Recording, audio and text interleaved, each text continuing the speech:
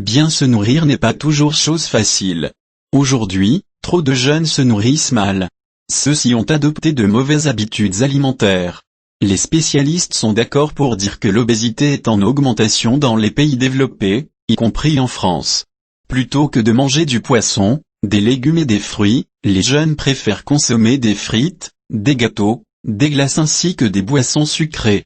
Ils finissent par prendre du poids et grossissent de façon préoccupante.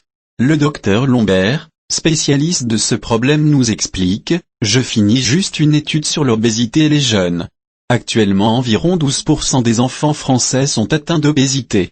On sait aujourd'hui que 60% des adolescents obèses le resteront à l'âge adulte.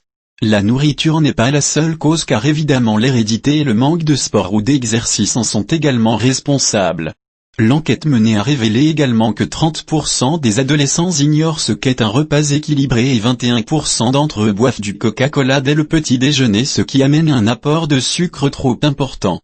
Vous voyez, nous réfléchissons avec mes collègues sur ce problème car une fois que les habitudes, il est difficile de les modifier.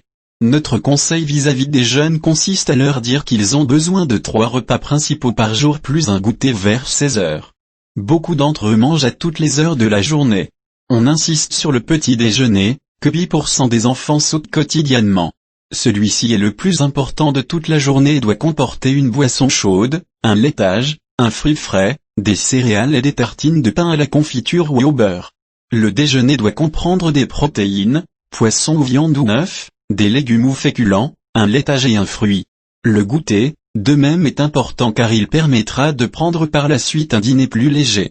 Bien nourrir son enfant est l'affaire de tous, des parents, des établissements scolaires lorsque les mangent à la cantine et des médecins.